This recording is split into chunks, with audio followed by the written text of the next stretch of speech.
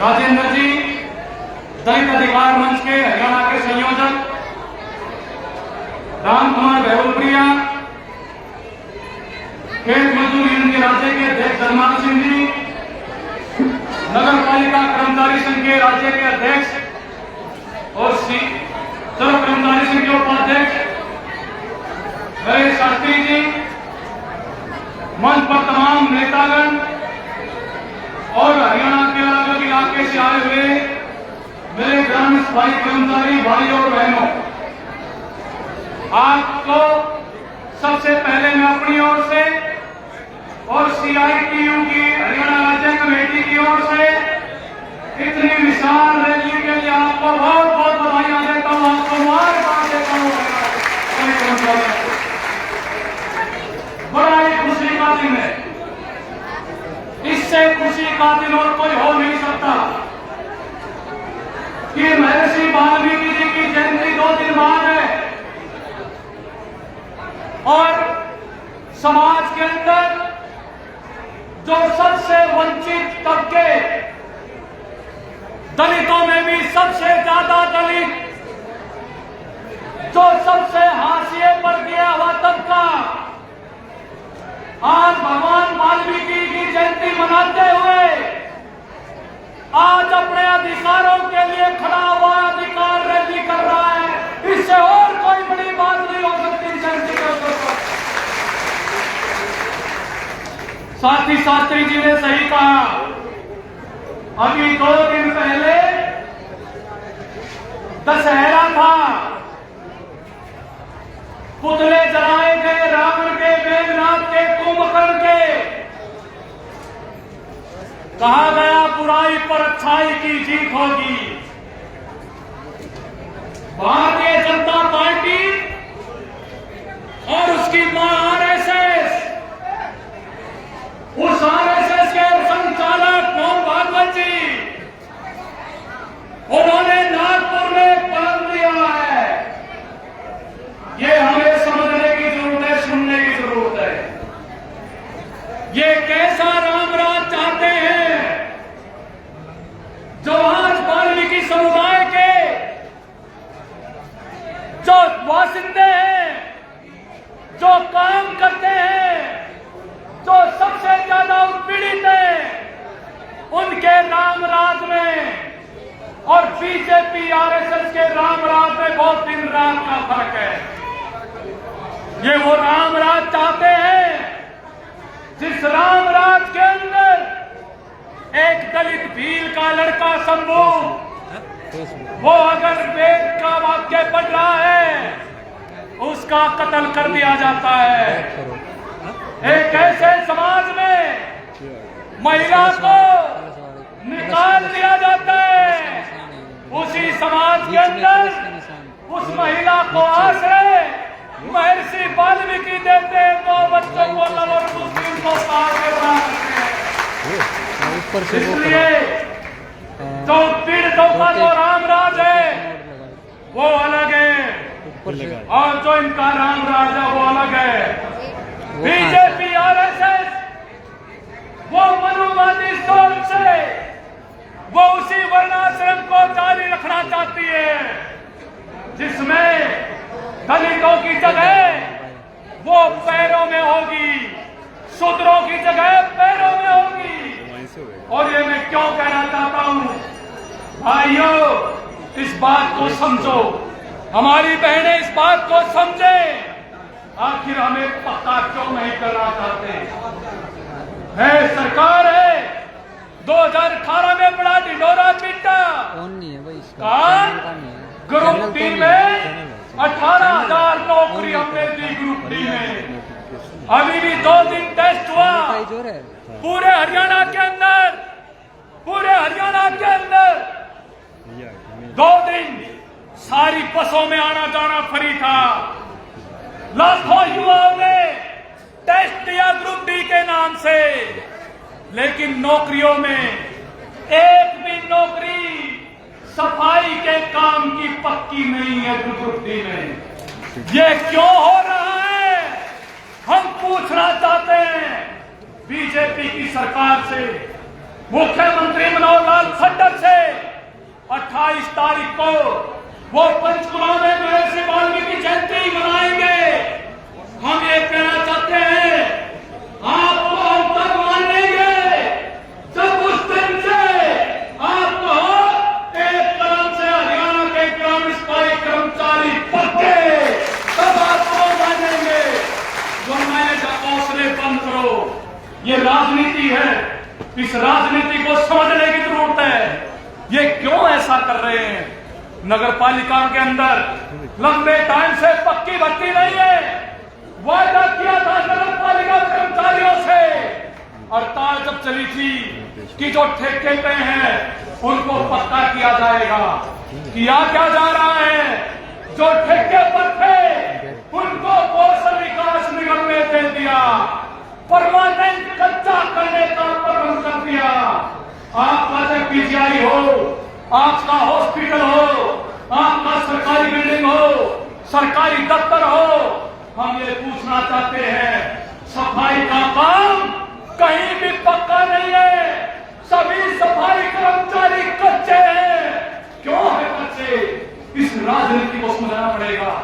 अगर पक्के हो जाए तो हमारे बेटा बेटी मास्टर बन सकते हैं, इंजीनियर बन सकते हैं, डॉक्टर बन सकते हैं। क्यों? जेब में पैसा आएगा तो बच्चों को पढ़ाएंगे, बड़ी नौकरी लग सकती है। कच्चा इसलिए रखना चाहते हैं, ये चाहते हैं कि हम इसी प्रकार से ऐसे ही रहे, ऐसे ही लोगों की गंदगी साफ करते रहे, ऐसे ही कतर में अपनी जिंदगी बनाते रहे। ये इसलिए हमें कचरा रखना चाहते हैं। इस राजनीति को पूरे देश के अंदर चाहे हाथ से काम करने वाले, चाहे निर्माण में हो, चाहे मनरेगा में हो, चाहे ठेके पर हो, ज्यादातर लोग वो हैं, ज्यादातर लोग दलित आबादी है। और उनके क्या की जा रही है? हमारे सोना के साथी पहुंचने का प्रयास है। ये करना चाहते हैं, इस जो समझ को करने की जरूरत है। हमारे देश के प्रधानमंत्री क्या कहा? वो जो आया था गंगा के अंदर, क्या बोलते हैं, गंगा के अंदर बोलो। उस समय पर हमारे 5 सफाई कर्मचारियों के पैर धोए गए। एक ऐसा जो है पूरा मीडिया की खबर बनी। हम उस समय पर भी कह रहे थे ये सब वोट लेने की राजनीति है। उससे वोट लिए 19 में दोबारा बीजेपी फिर राज में आई। अब की बार ये फैसला करने की जरूरत है, गांव-गांव में शहर का हो, कहीं भी काम करने वाला स्थायी कर्मचारी हो, बीजेपी को कच्चा करके छोड़ देंगे। ये तय करें हम। इन्होंने तो हमारे साथ कर रखी है, आगे भारत का है। अरे यार, आप छोड़िए नौकरियों की। हमारी आबादी के हिसाब से हमारे ग्रुप सी के अंदर 20% जो है वो कर्मचारी रेगुलर भर्ती होने चाहिए, उसमें आरक्षण मिलना चाहिए। अरे 100 में से 20 जो TCIS, उसमें से 20 जो TCIS जो है वो तरीकों से होने चाहिए। कितने हैं? केवल 3.5। सेकंड ग्रेड की नौकरी 20 होने चाहिए, वो 10 है। आरक्षण जो है वो आरक्षण का दायित्व नहीं भर रहे हैं। कहां मिलेगी नौकरी? और आज तो जो नीतियां बना सरकार ने, जो प्राइवेट कर दिया जा रहा है, जो ठेका कर दिया जा रहा है, तमाम महत्वों का हमारे संविधान के लिए हमारे देश के निर्माताओं ने, जिन्होंने आजादी का आंदोलन लड़ा, उन्होंने कुर्बानियां दी। हमारे देश के आजादी के आंदोलन में एक तो नारा था, अंग्रेजों भारत छोड़ो। अंग्रेजों को देश से भगाना था, लेकिन हिंदुस्तान का दलित, सामाजिक रूप से पिछड़े हुए तबके, यहाँ के मजदूर किसान इस बात के लिए लड़ रहे थे, अगर हम आजाद हो गए, अगर अंग्रेज चले भी गए, हमें क्या मिलेगा? हमें क्या मिलेगा? तो कानून बने, संविधान बना। डॉक्टर बाबा साहब अम्बेडकर उस संविधान सभा के अध्यक्ष बने, जिसमें लिखा गया, उसमें लिखा गया कि दलितों को आगे बढ़ने का मौका मिलेगा,